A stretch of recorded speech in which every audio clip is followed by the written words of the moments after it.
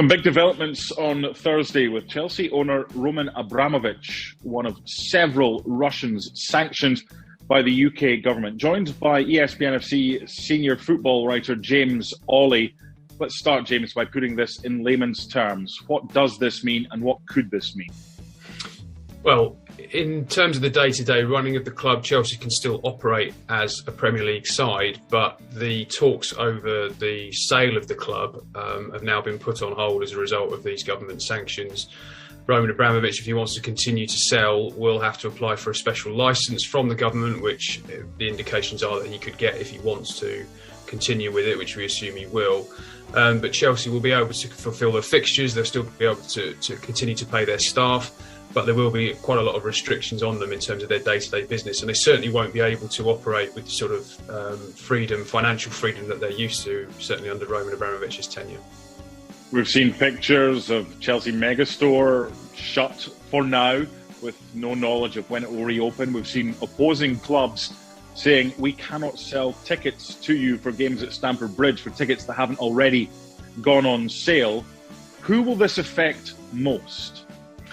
Well, initially it will affect the fans the most because, as you say, the ticket sales now are going to be restricted. So basically any ticket sales from Thursday morning cannot carry on, cannot continue, cannot be sold. So, as you say, the Megastore is shut, so this applies to merchandise as well. The Chelsea Hotel at Stamford Bridge, they can't take any bookings until further notice. And the fans now can't buy tickets for games that are coming up. For example, the Middlesbrough away game in the FA Cup, the tickets were due to go on sale for that on Thursday. That has not taken place. And significantly also, if Chelsea get through in the Champions League, the season tickets don't actually cover the cup matches. So there is a very real possibility that if they beat Lille or qualify for the quarterfinals, that they'll have to play that home leg behind closed doors. As we know, fans have already bought their tickets for the Lille away game. They've already obviously played Norwich, so those are two away games that basically will be the last ones that Chelsea will be able to attend for quite some time. Some suggestions regarding the trip to Lille and how much can be spent on that to a maximum. We're not going to get to the stage where they're going to get in each other's cars and hitch a lift to get to France for this one. What's going on with that? Well, they're fortunate, again, in the sense that the timing of this means that trip will almost certainly it will have been organised already, so it won't be affected by the £20,000 cap. My understanding is that cap that covers any away game is a little bit flexible, so if they were to go a little bit over that, I think that the government would be willing to let that slide. But what we'll probably see is a smaller entourage travelling to away games. Sometimes they take 50, 60 personnel, maybe more when you think about the backroom staff, club directors, all of those sort of analysts, all these kind of people who make up the typical composition for an away trip. That will have to be streamlined. I don't think we'll be seeing them, in the sort of down market hotels as such, but they may have to look at things like that, particularly if you think about the Champions League quarterfinals, the semi-finals, if they get that far once again.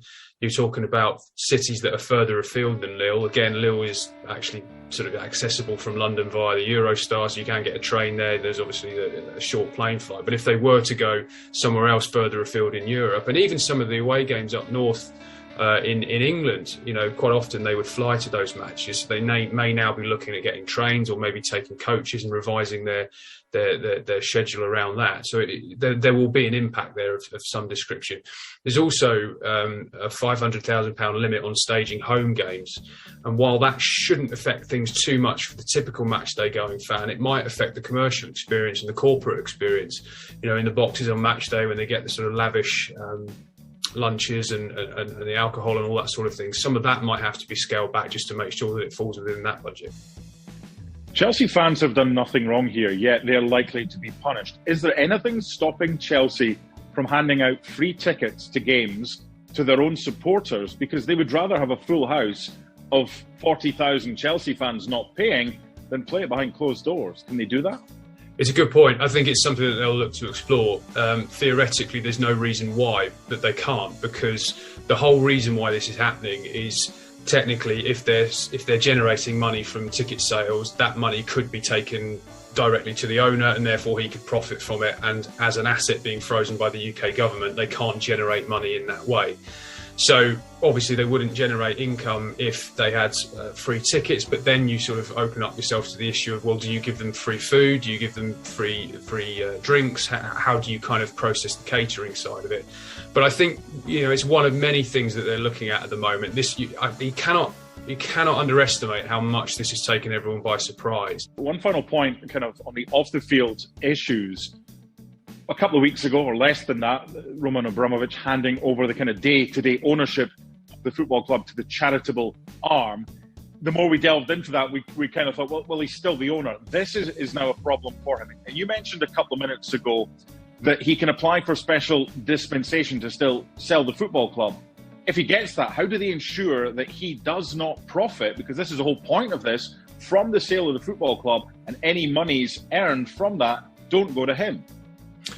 Well, the asset is frozen. So if the sale is completed, those funds are frozen until such a time that they can, either he's no longer under sanction, or I think what's probably more likely is he's already stated that any profit from the sale would be donated to the victims of Ukraine. It's not really quite clear exactly what vehicle would be used to channel those funds to those people, but that's where they want to send the money, and I suspect that the government would comply with that, and that in some way or another, and let's be fair again, the government has never been involved and never been appointed to handle the sale of a Premier League club, so we're in uncharted territory on that one. But I think what's more likely than anything else is that money, because the sale would be overseen by the government, that money, when the transaction was completed, would be in the government's hands, and then they could distribute it how they see fit in accordance with the sanctions that they've already delivered upon Abramovich. Let's end this talking about things on the field, and transfer window right now is closed, so nothing can be done anyway. But what happens to the players out of contract in the summer when the transfer window reopens? Well, they have three men's players who are out of contract. There are four women's players who also have their deals expiring this summer.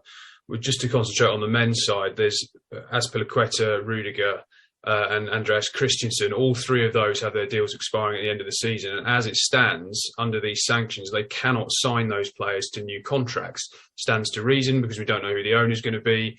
They cannot simply commit that level of funds. You're talking about multi-million-pound deals on new players that might run 2, 3, 4 years, however long the contract might be. So there's a real problem there. Three key assets on the playing side could be lost for nothing in the summer. And my understanding is that although talks have taken place with other clubs with all three of those players, they're all now emboldened to think that there's a chance that they could prize these guys away, because not only can they offer perhaps a bigger salary or a huge signing on fee, but now they can say, look, we can offer you some stability. We can offer you a clear picture of what this club is going to be like next season. Barcelona are talking to Christensen. They're also talking to Azpilicueta. Rudiger's attracted interest from a number of clubs, Manchester United, Real Madrid among them. And those clubs can all say, look, you do not know what you are going to sign up for if you stay at Chelsea, and if you decide when you can to commit your future to Chelsea. They can now say, look, you can sign a deal with us tomorrow. They are free. They're in the final 6 months of their contracts. Those players who are talking to clubs from overseas can sign those pre-contract agreements now if they want to. They can have their security sorted. They can map out their future, and it can all be clear. What Chelsea are going to have to ask them to do is say, look, stick with us. We think you like it here. We want you to stay. Stick with us through this difficult period, and we'll come out the other side. And hopefully, if there's a relatively quick sale of the club's then no longer under any sanction, and they can start nailing down their squad for next season. But that, at the moment, it just has to be taken on trust, because nobody with a straight face can tell these players how long this situation is going to last. Final question, James, has to be, is this the end of Chelsea as we know it and have known it since Abramovich came in, or can there be a continuation if a new owner is found, or what's going on? This is the end of Chelsea as we know it, in terms of the club that is structured to be bankrolled by one man. They make no secret of it. They released their financial accounts, the latest financial accounts at the end of December, and they state quite clearly in those, we are relying on Roman Abramovich's money. £1.5 billion is the loan at the moment. He's put in more than that in the 19 years that he's been there. They are not a club that runs profitably without their owner. So the idea that they can compete with Stamford Bridge only holding 40,000, with their commercial revenues not particularly matching the top clubs around Europe, the idea that they can compete for top-end wages, top-end transfer fees without another owner coming in who's prepared to be as generous a benefactor as Abramovich has been, it's very difficult to see how Chelsea can continue to compete at the very, very highest level going forward. That's quite a statement. What positives to end with can you give Chelsea fans? Well, the positives are that there are a number of bidders who've already expressed their interest in Chelsea, and they've not been put off by the fact that the Stamford Bridge redevelopment is very expensive and very complicated. They've not been put off, although they don't want to meet it, but they've not been put off by Abramovich's original £3 billion asking price. We know there are multiple bidders interested, and serious bidders interested, particularly from the US. There's Nick Candy, as a UK-based entrepreneur, who's looking at the possible bid, and there are others beyond that. It's very possible that one of these or more of these potential owners, could come in, buy the club, and bankroll them into a brighter future. There's every chance of that. I think there's also something to say for the fact they've got a top coach, they've got an elite playing staff. Let's not forget they are the current world and European champions. Even if they lost all three of those players that we're talking about, there's still a very strong squad there to work with, and plenty of assets that if they had to sell to then reinvest, they could do that as well. The academy is one of the best in the world in terms of producing players. None of that disappears overnight, but it's all underwritten, it's all underpinned by the generosity of the owner, and there's no guarantee that that will be replaced, whoever comes in to succeed Abramovich. Thanks so much for watching